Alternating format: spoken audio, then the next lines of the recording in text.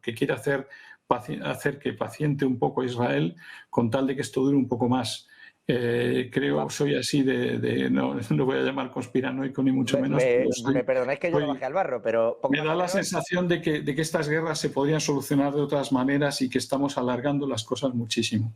Por hacer caja, ¿no? Si me permite bajar. Pues entre otras, y además hablaremos en detalle, pero podemos hablar de empresas involucradas y de un montón de cosas que hay detrás.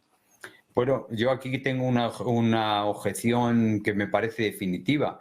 Es decir, que se nos plantee la destrucción total del mundo no puede ser resultado de que unas empresas armamentísticas quieran hacer caja, sino que no hay otra solución frente a la sumisión, la destrucción, y eso nos lleva a la situación esa. Pero no puedo pensar que las empresas armamentísticas o empresa alguna tenga digamos, la voluntad o ponga en juego por mor de su beneficio el que nos exterminemos todos. Yo creo... Entonces, para mí, eso es definitivo en cuanto si contrastamos las posiciones. Claro, pero lo que yo creo que y cerramos este asunto, le voy a pasar a Irastorza la patata caliente con el asunto de Ucrania, si hay paz o no hay paz, si llega en noviembre porque ya van a haber pasado las elecciones y a nadie le interesa, o en qué van a andar, ¿no? También os quiero preguntar en concreto por Kamala Harris, porque todo lo que ha hecho... Bueno, ahora voy con eso, pero por cerrar este asunto, que efectivamente, y defendiendo un poco las dos partes, no parece excluyente, ¿no? Que efectivamente se esté produciendo esto que comenta Manuel, que es que no haya una sumisión rápida, que haya un bloque evidentemente enfrentado y que lo esté haciendo, con que haya mucha gente haciendo caja, que las dos cosas pues efectivamente pueden ser verdad. No que lo uno sea prioritario sobre lo otro, que yo creo que Juan Antonio no pretendía tampoco decir que efectivamente por hacer cajas estén haciendo las guerras, sino que se alargan un poquito porque también hay quien hace caja en todo esto. Pero bueno, me salto, Eduardo, decía yo Ucrania. Kamala Harris al principio del programa decía, reniega de pronto de toda esa agenda, y me perdonen la expresión, si quieren agenda sostenible, 2030, woke, como quieran llamarle. Pero va como renegando. Se han gastado más de 450.000 millones entre inversiones público-privadas famosas, entre subvenciones, ayudas, impuestos. Insisto, 450.000, a lo largo de los años de la llegada del señor Biden al gobierno y como tal, de Kamala Harris a la vicepresidencia. Y ahora de esto no se habla porque los estados en disputa para ver quién es presidente en Estados Unidos en noviembre, si Trump o Kamala, o si Trump o Harris, Donald o Kamala, no quieren ese tipo de agenda, así que de esto no se habla. Del tema de las guerras tampoco se termina de hablar mucho, pero se suponía que esto era, y me perdonen también recuperar la frase, hasta el último ucraniano. Eduardo, ¿cómo está este asunto? ¿Qué va a hacer Estados Unidos? Y es verdad esto que nos comentan de que se está trabajando ya en un proceso de paz de cara a intentar que no llegue, que la guerra no vaya más allá de este 2024? Yo creo que aquí tendría que citar un poco el debate que hemos tenido anteriormente, porque realmente de alguna forma está recogida la respuesta en las cuestiones que se han tratado.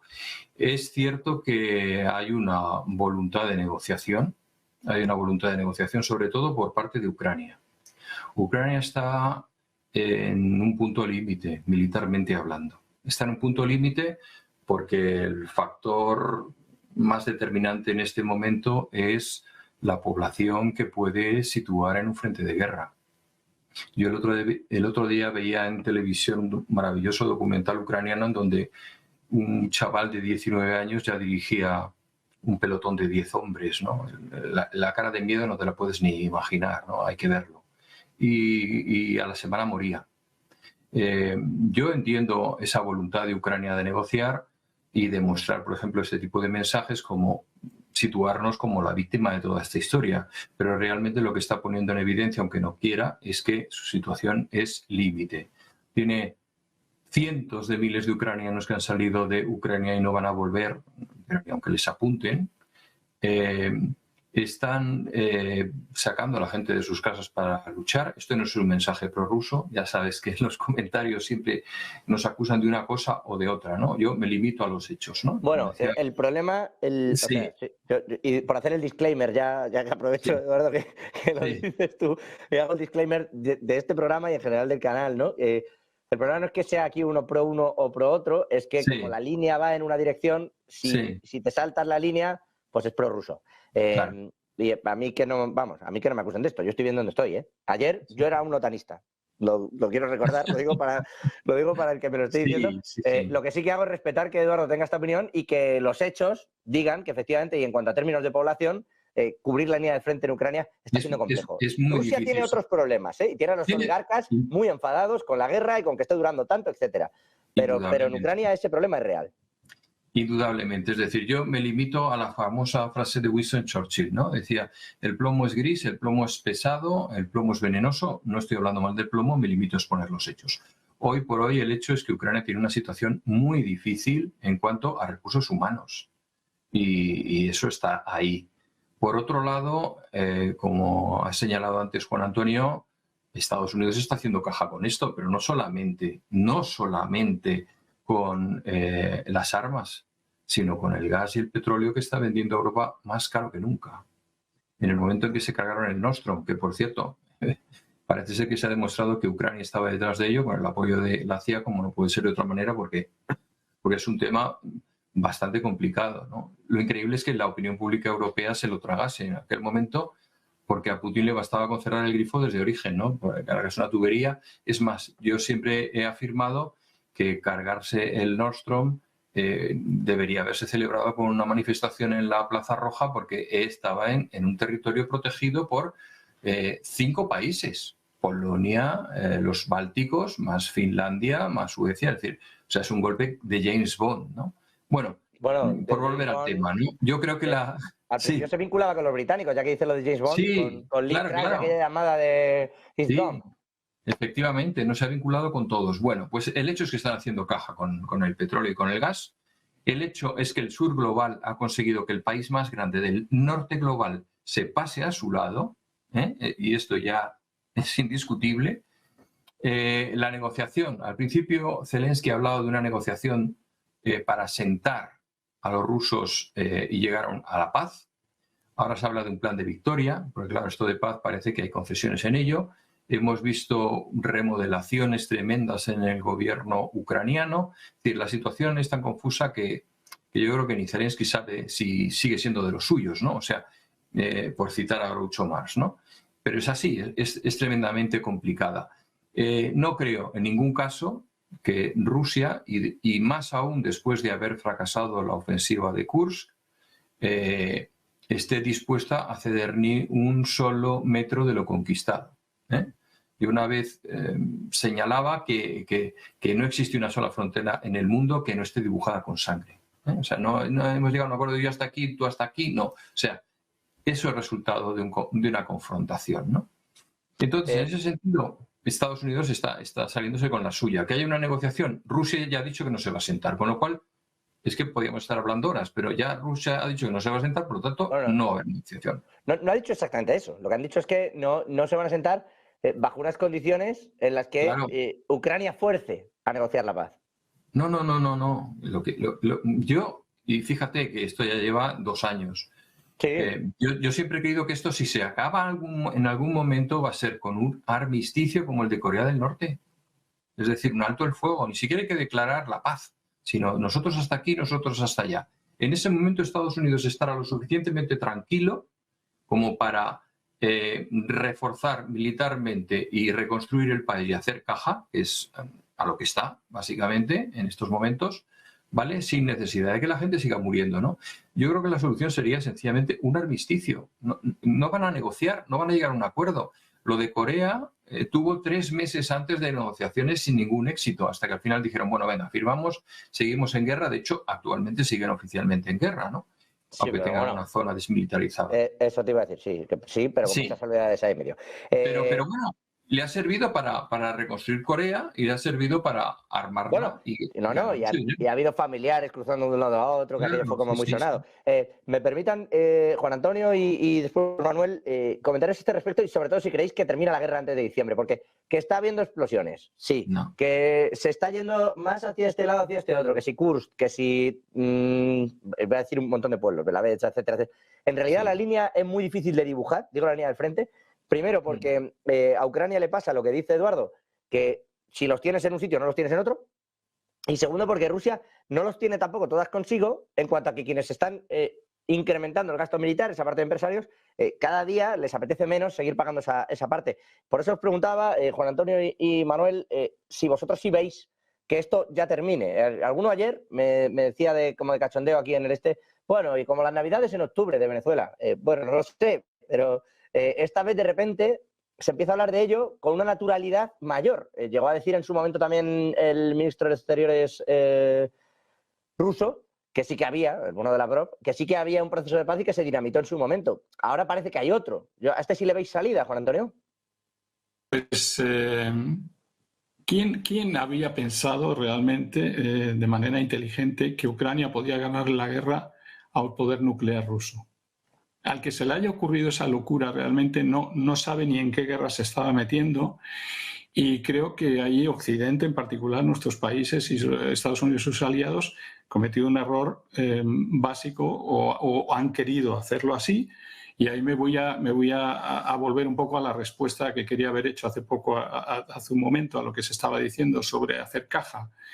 Esta guerra de Ucrania, en plena guerra de Ucrania, y hace pocos meses o algo así, ya ha habido la visita, por ejemplo, de BlackRock a Ucrania para hacer un plan de desarrollo. No estamos hablando de los Estados Unidos, estamos hablando de una empresa privada que ya está planeando un desarrollo integral con seguro compras de tierras. Vamos a ver, hay 3 cosas que le interesan mucho a Estados Unidos en Ucrania, en todo el mundo en general, por las que ha luchado toda la vida.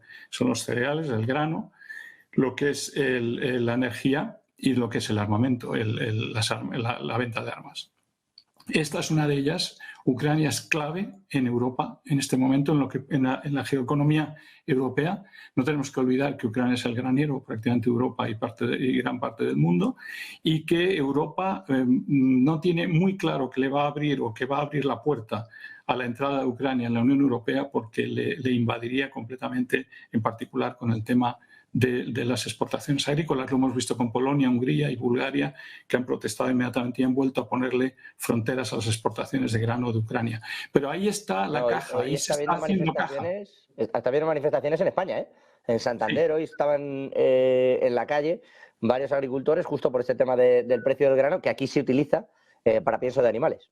A ver, es que ahí encontramos los intereses que chocan entre Estados Unidos y la Unión Europea. Estados Unidos por hacerse con el grano de Ucrania en mitad de esta guerra de la reconstrucción de Ucrania y tener un poder a nivel global, siempre ha luchado con la Unión Europea contra su política agrícola común. Y por otro lado, Europa, que juega de una manera muy torpe, como ha jugado con el Nord Stream, y está dejándose, en definitiva, someter no solo por el Nord Stream, que está rompiendo nuestra competitividad europea y la alemana en particular, sino que ahora se va a dejar además con el acuerdo de BlackRock con Zelensky en el tema del desarrollo de la reconstrucción del país, en la toma de tierras por parte de empresas privadas norteamericanas que van a hacerse con el grano y que van a tener un poder muy superior y un enfrentamiento total con la Unión Europea. Entonces ahí la Unión Europea y Estados Unidos no lo tienen, no hay una conjunción tan maravillosa como nos parece dentro de la OTAN. Tenemos una pelea económica detrás. Y por eso también se alarga la guerra, en parte por el negocio ucraniano, el negocio americano del grano, pero también por el negocio del conglomerado armamentista americano por seguir vendiendo armas. El otro día vi al gobernador, me parece que era de Pensilvania, firmando una bomba de las que producen allí, y me dio vergüenza el letrero que había detrás que decía: aquí empieza la victoria. Claro que sí, en la empresa de armas de Estados Unidos empieza la victoria, que no va a ser una victoria. Y coincido totalmente con lo que se acaba de decir, esto tiene pinta de acabar en un armisticio, no puede acabar seguramente en un acuerdo con reparto, va a tener que ser un armisticio y no una negociación. Y creo que más bien un poco más tarde que diciembre. Esa es un poco mi visión. Le voy a trasladar, antes de hacer una breve pausa, la palabra a Manuel. A Juan Antonio BlackRock no le va a llamar después de toda esta película. No, pero no me importa. O sea, a mí toda esta división entre prorrusos, proamericanos. Yo he estado en Naciones Unidas 23 años y acostumbrado a hablar de manera pragmática y neutra sobre las cosas. No tengo ningún problema en este país, en Francia o donde vaya, de hablar de lo que le pasa a uno y al otro y de tratar de sacar un juicio sereno. Hay que ver las fuerzas que hay en un lado y en otro, los daños que puede hacer uno y el otro. Creo que estamos estamos más que acostumbrados en Europa, en Francia y en otros países bastante más, que aquí a veces en España en algunas cadenas en las que a uno le clasifican inmediatamente de un lado o del otro. No hay por qué estar de ninguno de los dos lados para darse cuenta de lo que está pasando. Pues mire, le agradezco la reflexión. Y así casi lo voy a poner así, lo de geoeconomía a las cosas por su nombre. Sí. Vamos a poner. Manuel, su punto de vista sobre este asunto antes de irnos a una brevísima pausa, que no tardamos nada, pero sí que me interesaría conocer cómo ve usted este proceso y si también lo llamaría armisticio. Bien, un primer comentario es que si también están haciendo muchos beneficios las empresas de armas rusas y chinas, cómo se mueve ese beneficio o cómo Bueno, pero eso lo dejo ahí sobre la mesa, no tengo interés sobre el asunto, solo es una cuestión que se me ha planteado. Otra cosa es que respecto a la posibilidad de la paz, yo no veo posibilidad de la paz en noviembre hasta después de las elecciones. Eso, pero además es que, bueno, yo hablo y leo ruso y sé los medios rusos lo que dicen, y los medios rusos dicen una cosa. O sea, no tiene ninguna intención de hacer paz con Ucrania. Eso de que vaya a mediar India o este tipo de cosas, Ucrania para ellos no tiene entidad. Es un agente o marioneta de Occidente, vamos, de Occidente no, de Estados Unidos. Entonces lo que se dice en Rusia es que Rusia tiene que establecer un acuerdo de paz con Estados Unidos, que Estados Unidos reconozca el estatus de Rusia como poder independiente y en un mundo multipolar, y no que Estados Unidos domina el mundo como ha querido. Y eso es lo que hay en juego aquí, porque lo de Ucrania... En cuanto a lo de Ucrania, digamos que la forma que tiene Ucrania en cuanto a lo que Rusia, los objetivos de Rusia son militares. Es una operación militar especial que es anexionar en este momento, que no lo era al principio, las provincias prorrusas o los oblasts de Ucrania. Entonces, que en el momento en que se complete la conquista de Lugansk, de Donetsk y de Zaporilla y de Jersón, detiene el avance de sus tropas y se da una oportunidad, pues puede pasar, pero eso es una acción unilateral. O sea, Rusia no está pensando en negociar nada con Ucrania, creo. O por lo menos esta es la imagen que ellos presentan, y ya digo que yo leo sus medios directamente que leo en ruso. Bueno, pues yo creo que más clarito no puede quedar estas cuestiones. Quiero preguntaros por las elecciones en Estados Unidos, pero me vais a dar un minutito y enseguida regresamos. Tratamos este asunto de lo que está pasando en Estados Unidos, sobre todo lo que va a pasar y cómo se están manejando las agendas, cómo veis el clima político y también, bueno, un par de cuestiones sobre terreno europeo, pero esto en 2 minutitos. Hasta ahora.